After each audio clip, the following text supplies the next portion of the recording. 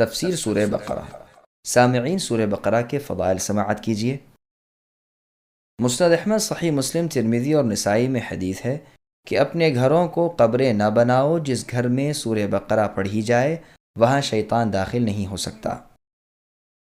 عبداللہ بن مسعود رضی اللہ عنہ سے بھی اسی طرح کا قول منقول ہے۔ اسے نسائی نے عمل الیوم واللیلہ میں اور حاکم نے مستدرک میں روایت کیا ہے اور اس کی سند کو صحیح کہا ہے۔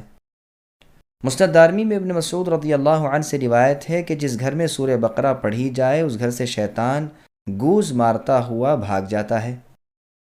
ہر چیز کی اونچائی ہوتی ہے اور قرآن کی اونچائی سورہ بقرہ ہے۔ ہر چیز کا لباب ہوتا ہے اور قرآن کا لباب مفصل کی صورتیں ہیں۔ ترمذی، نسائی اور ابن ماجہ میں ہے کہ رسول اللہ صلی اللہ علیہ وسلم نے ایک چھوٹا سا لشکر ایک جگہ بھیجا اور اس کی سرداری رسول اللہ نے اس شخص کو دی جس نے کہا تھا کہ مجھے سورہ بقرہ یاد ہے۔ اس وقت ایک شریف شخص نے کہا میں بھی اسے یاد کر لیتا، لیکن مجھے ڈر لگا کہ ایسا نہ ہو میں اس پر عمل نہ کر سکوں۔ رسول اللہ نے فرمایا قرآن سیکھو، قرآن کو پڑھو۔ جو شخص اسے سیکھتا ہے، پڑھتا ہے، پھر اس پر عمل بھی کرتا ہے، اس کی مثال ایسی ہے جیسے مشک بھرا ہوا برتن جس کی خوشبو ہر طرف مہک رہی ہے۔ اسے سیکھ کر سو جانے والے کی مثال اس برتن کی سی ہے جس میں مشک تو بھرا ہوا ہے لیکن اوپر سے منہ بند کر دیا گیا ہے۔ امام ترمذی اسے حسن کہتے ہیں۔ صحیح بخاری میں ہے کہ اسید بن حضیر رضی اللہ عنہ نے ایک مرتبہ رات کو سورہ بقرہ کی تلاوت شروع کی۔ ان کا گھوڑا جو ان کے پاس ہی بندھا ہوا تھا اس نے اچھلنا کودنا بدکنا شروع کیا۔ انہوں نے قرات چھوڑ دی، گھوڑا بھی سیدھا ہو گیا۔ انہوں نے پھر پڑھنا شروع کیا، گھوڑے نے بھی بدکنا شروع کیا۔ انہوں نے پھر پڑھنا موقوف کیا، گھوڑا بھی ٹھیک ٹھاک ہو گیا۔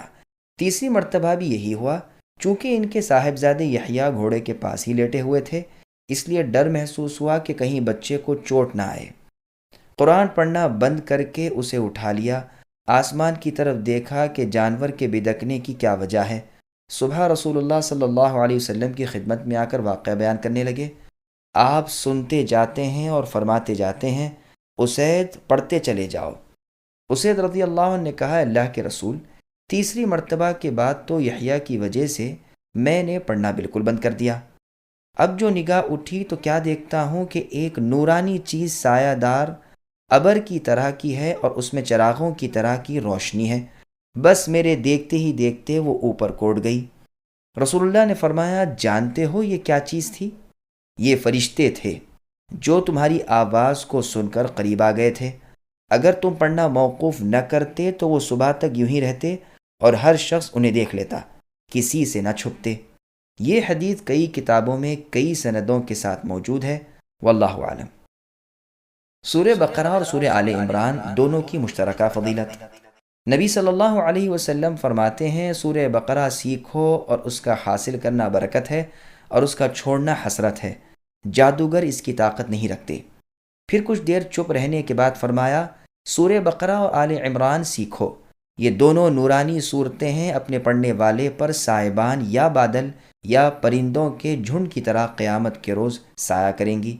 قرآن پڑھنے والا جب قبر سے اٹھے گا تو دیکھے گا کہ ایک نوجوان نورانی چہرے والا شخص اس کے پاس کھڑا ہوا کہتا ہے کہ کیا آپ مجھے پہچانتے ہیں؟ یہ کہے گا نہیں، تو وہ جواب دے گا کہ میں قرآن ہوں، یعنی تمہاری قرآن کی تلاوت کرنے کا عمل ہوں، جس نے دنوں کو تمہیں بھوکا پیاسا رکھا تھا اور راتوں کو بسترے سے دور بیدار رکھا تھا، یعنی تہجد میں۔ ہر تاجر اپنی تجارت کے پیچھے ہے، لیکن آج سب تجارتیں تیرے پیچھے ہیں۔ اب اسے ملک داہنے ہاتھ میں دیا جائے گا اور ہمیشگی بائیں ہاتھ میں۔ اس کے سر پر وقار و عزت کا تاج رکھا جائے گا۔ اس کے ماں باپ کو دو ایسے عمدہ قیمتی حلے پہنائے جائیں گے کہ ساری دنیا بھی اس کی قیمت کے سامنے ہیچ ہو۔ وہ حیران ہو کر کہیں گے کہ آخر اس رحم و کرم کی، اس انعام و اکرام کی کیا وجہ ہے؟ تو انہیں جواب دیا جائے گا کہ تمہارے بچے کی قرآن خوانی کی وجہ سے تم پر یہ نعمت انعام کی گئی۔ پھر اسے کہا جائے گا، یعنی قرآن کے پڑھنے والے سے، پڑھتا جا اور جنت کے درجے چڑھتا جا۔ چنانچہ وہ پڑھتا جائے گا اور درجے چڑھتا جائے گا، خواہ ترتیل سے پڑھے یا خواہ بے ترتیل کے۔ یہ روایت مسند احمد نیز سنن دارمی میں ہے۔ امام ابن ماجہ نے بھی اپنی کتاب السنن میں اس حدیث کا بعض حصہ روایت کیا ہے۔ اس کی اسناد حسن ہے اور شرط مسلم پر ہے۔ اس کے راوی بشر ابن ماجہ سے امام مسلم رحمہ اللہ بھی روایت لیتے ہیں، اور امام ابن معین رحمۃ اللہ علیہ اسے ثقہ کہتے ہیں۔ نسائی رحمۃ اللہ علیہ کا قول ہے کہ اس میں کوئی حرج نہیں۔ ہاں امام احمد اسے منکر الحدیث بتلاتے ہیں اور فرماتے ہیں میں نے تلاش کی تو دیکھا کہ وہ عجیب عجب احادیث لاتا ہے۔ امام بخاری کا فیصلہ ہے کہ اس کی احادیث لکھی جاتی ہیں لیکن دلیل نہیں پکڑی جا سکتی۔ ابن عدی رحمۃ اللہ علیہ کا قول ہے کہ ان کی ایسی روایتیں بھی ہیں جن کی مطابقت نہیں کی جاتی۔ دارقطنی رحمۃ اللہ علیہ فرماتے ہیں یہ قوی نہیں ہے۔ میں کہتا ہوں کہ اس کی اس روایت میں بعض مضمون دوسری سندوں سے بھی آئے ہیں۔ مسند احمد میں ہے قرآن پڑھا کرو، یہ اپنے پڑھنے والوں کی قیامت کے دن شفاعت کرے گا۔ دو نورانی صورتوں بقرہ اور آل عمران کو پڑھتے رہا کرو، یہ دونوں قیامت کے دن اس طرح آئیں گی کہ گویا دو سائبان ہیں یا دو ابر ہیں یا پر کھولے پرندوں کی دو جماعتیں ہیں، اپنے پڑھنے والوں کی طرف سے رب تعالیٰ سے سفارش کریں گی۔ پھر رسول اللہ صلی اللہ علیہ وسلم نے فرمایا سورہ بقرہ پڑھا کرو، اس کا لینا برکت ہے اور چھوڑنا حسرت ہے، اس کی طاقت باطل والوں کو نہیں۔ صحیح مسلم میں بھی حدیث ہے۔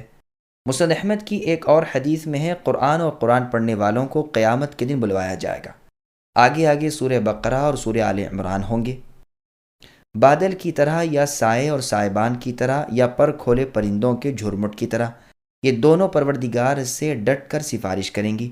مسلم و ترمذی میں بھی یہ حدیث ہے۔ امام ترمذی رحمۃ اللہ علیہ اسے حسن غریب کہتے ہیں۔ ایک شخص نے اپنی نماز میں سورہ بقرہ اور سورہ آل عمران پڑھی۔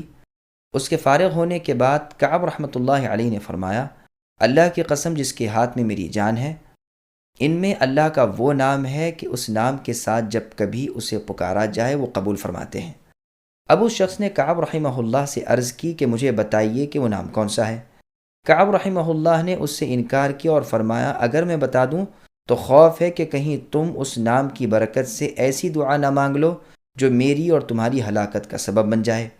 ابو امامہ رضی اللہ عنہ فرماتے ہیں تمہارے کسی ایک بھائی کو خواب میں دکھایا گیا کہ گویا لوگ ایک بلند و بالا پہاڑ پر چڑھ رہے ہیں، پہاڑ کی چوٹی پر دو سبز درخت ہیں اور ان میں سے آوازیں آ رہی ہیں کہ کیا تم میں سے کوئی سورہ بقرہ کا پڑھنے والا ہے؟ کیا تم میں کوئی سورہ آل عمران پڑھنے والا ہے؟ جب کوئی کہتا ہے کہ ہاں تو وہ دونوں درخت اپنے پھلوں سمیت اس کی طرف جھک آتے ہیں اور یہ اس کی شاخوں پر بیٹھ جاتا ہے اور وہ اسے اوپر اٹھا لیتے ہیں۔ ام الدرداء رضی اللہ عنہ فرماتی ہیں کہ ایک قرآن پڑھے ہوئے شخص نے اپنے پڑوسی کو مار ڈالا، پھر قصاص میں وہ بھی مارا گیا، بس قرآن کریم ایک ایک سورت ہو کر الگ ہونا شروع ہوا، یہاں تک کہ اس کے پاس سورہ آل عمران اور سورہ بقرہ رہ گئیں۔ ایک جمعے کے بعد سورہ آل عمران بھی چلی گئی، پھر ایک جمعہ اور گزرا تو آواز آئی کہ میری باتیں نہیں بدلا کرتی اور میں اپنے بندوں پر ظلم نہیں کرتا، چنانچہ مبارک صورت یعنی سورہ بقرہ بھی اس سے الگ ہو گئی۔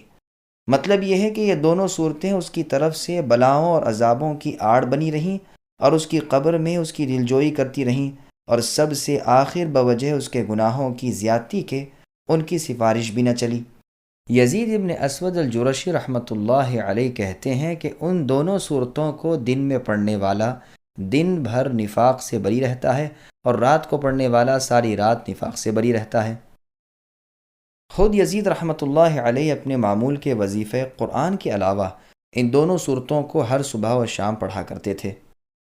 صحیح بخاری اور مسلم میں ہے رسول اللہ صلی اللہ علیہ وسلم نے ان دونوں صورتوں کو ایک رکعت میں پڑھا، یعنی رات کی نماز تہجد میں۔ 7 بڑی صورتوں کی فضیلت۔ مسند احمد کی ایک حدیث میں ہے جو شخص ان 7 صورتوں کو حاصل کر لے وہ بہت بڑا عالم ہے۔ مسند احمد میں بھی یہ روایت ہے ایک مرتبہ رسول صلی اللہ علیہ وسلم نے ایک لشکر بھیجا اور ان کا امیر انہیں بنایا جنہیں سورہ بقرہ یاد تھی، حالانکہ وہ ان سب سے چھوٹی عمر کے تھے۔ سعید بن جبیر رحمۃ اللہ علیہ تو وَلَقَدْ آتَيْنَاكَ سَبْعًا مِّنَ الْمَثَانِي کی تفسیر میں بھی فرماتے ہیں کہ اس سے مراد یہی 7 صورتیں ہیں، یعنی سورہ بقرہ، سورہ آل عمران، سورہ نساء، سورہ مائدہ، سورہ انعام، سورہ اعراف اور سورہ یونس۔ مجاہد، مکحول، عطیہ ابن قیس، ابو محمد فارسی، شداد ابن اوس، یحییٰ ابن حارث، ذماری سے بھی یہی منقول ہے۔ سورہ بقرہ کا مقام نزول اور مزید معلومات۔ سورہ بقرہ ساری کی ساری مدینہ منورہ میں نازل ہوئی ہے، اور شروع میں جو صورتیں نازل ہوئیں ان میں سے ایک یہ بھی ہے۔ البتہ اس کی ایک آیت واتقوا یوما ترجعون فیہ الی اللہ سب سے آخر میں نازل ہونے والی ہے، یعنی قرآن کریم میں سب سے آخر یہ آیت نازل ہوئی۔ ممکن ہے کہ نازل بعد میں ہوئی ہو، لیکن ہے اسی میں سے۔ اور اسی طرح سود کی حرمت کی آیات بھی سب سے آخر میں نازل ہوئی ہیں۔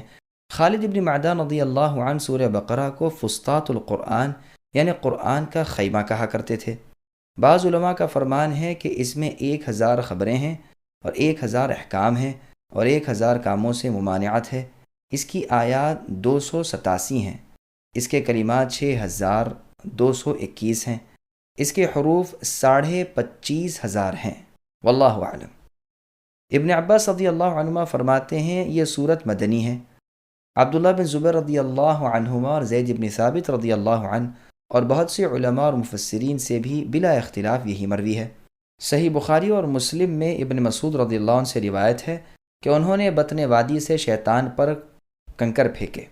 بیت اللہ ان کی بائیں جانب تھا اور مینا دائیں طرف، اور فرمایا اسی جگہ سے کنکر پھینکے تھے رسول صلی اللہ علیہ وسلم نے جن پر سورہ بقرہ اتری ہے۔ گو اس حدیث سے صاف ثابت ہو گیا کہ سورہ بقرہ وغیرہ کہنا جائز ہے، اور اس کے خلاف جو روایات ہیں وہ سنداً ضعیف ہیں۔